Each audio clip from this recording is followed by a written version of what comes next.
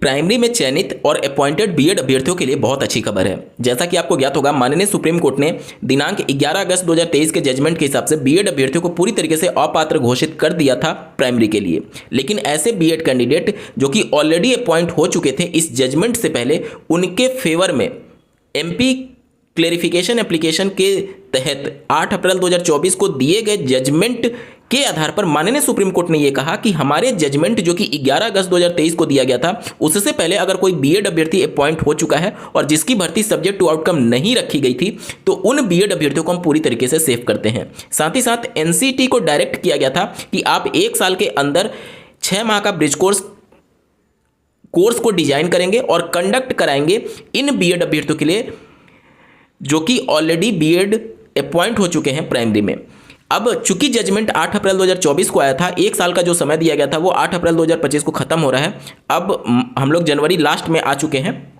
अभी तक एनसीटी ने इस कोर्स का जो रोडमैप है या फिर जो करिकुलम है, जो कोर्स है, वो डिजाइन नहीं किया था। इसको लेकर के अब एनसीटी ने तेजी दिखाई है और दिनांक 17 जनवरी 2025 को एक ऑफिस ऑर्डर जारी किया गया है, जो कि आप अपने स्क्रीन पर देख पा रहे होंगे। ये ऑर्डर जारी किया गया है 6 माह के ब्रिज कोर्स के लिए जो एक्सपर्ट कमेटी होती है वो बनाने के संदर्भ में। जैसा कि आपको ज्ञात होगा, बीएड को जब अपात्र घोषित किया गया तो सारा मुद्दा इसी बात पर टिका था कि एनसीटी ने जो ये पत्र लाया, क्या वो अपने अधिकारों का सही तरीके से प्रयोग कर रही थी, इसके अलावा क्या कोई एक्सपर्ट कमेटी बनी थी। इस बार एनसीटी कोई भी गलती नहीं करना चाहता, इस वजह से उन्होंने एक एक्सपर्ट कमेटी बनाई गई है और इसी एक्सपर्ट कमेटी के दिए गए सजेशन के आधार पर यह कोर्स डिजाइन होगा। आप अपने स्क्रीन पर देख पा रहे होंगे, it has been decided to constitute a committee comprising with the following members to examine the norms and standards and detailed curriculum including syllabus of 6-month bridge program in primary teacher education for teachers of primary school appointed with BEd degree as submitted by the expert committee constituted by them. तो ये expert committee के chairperson है, ये members होंगे। Convener और को convener आप अपने स्क्रीन पर देख पा रहे होंगे।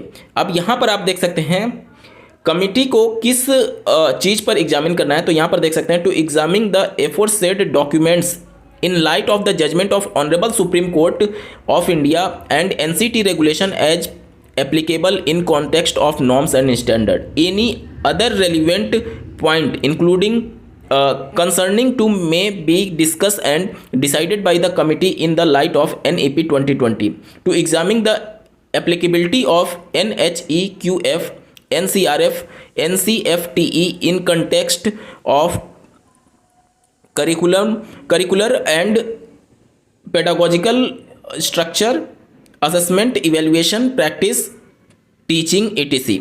और इसके अलावा आप देख सकते हैं ये जो रिपोर्ट है वो 30 दिन में सबमिट करने के लिए बोला गया है इस ऑफिस ऑर्डर के जारी होने के बाद से। तो 1 महीने का समय लिया गया है। जैसा कि आपको ज्ञात होगा 8 अप्रैल 2025 को डेडलाइन समाप्त हो रही है, 1 साल का जो समय दिया गया था।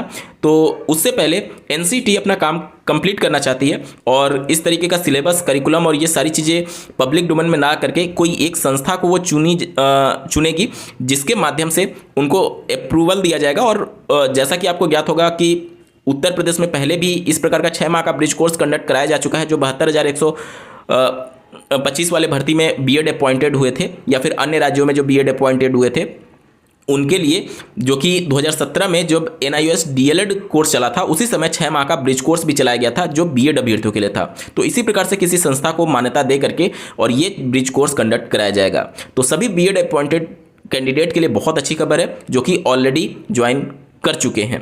साथ ही साथ जैसा कि आपको याद होगा 1-2 दिन पहले मैंने एक डेडिकेटेड वीडियो के माध्यम से बताया भी था कि उत्तर प्रदेश के 69,000 चयनित बीएड अभ्यर्थियों के द्वारा माननीय सुप्रीम कोर्ट का दरवाजा खटखटाया गया था इसी बात को लेकर के कि एनसीटी ने अभी तक कोई भी रोड मैप या फिर सिलेबस या फिर करिकुलम जारी नहीं किया है आपके जजमेंट के हिसाब से। तो अब चूंकि इन्होंने कमेटी बना दी है, 1 महीने में अपना कमेटी रिपोर्ट सबमिट कर देगी। उसके बाद हो सकता है कि सर्कुलर जारी करके संस्था अलॉट कर दिया जाए और उसके बाद से सभी राज्यों को निर्देशित कर दिया जाए कि आप अपने अधिकार क्षेत्र में जो भी कैंडिडेट हैं बीएड वाले उनको इनरोल कराइए और ऑनलाइन या ऑफलाइन जैसे भी ये कोर्स होगा वैसे कोर्स कंडक्ट कराइए। तो आप सभी को बहुत बहुत बधाई जो भी बीएड अपॉइंटेड कैंडिडेट हैं। इस वीडियो को देखने के लिए आपका बहुत बहुत धन्यवाद। भगवान करे आपका दिन शुभ हो।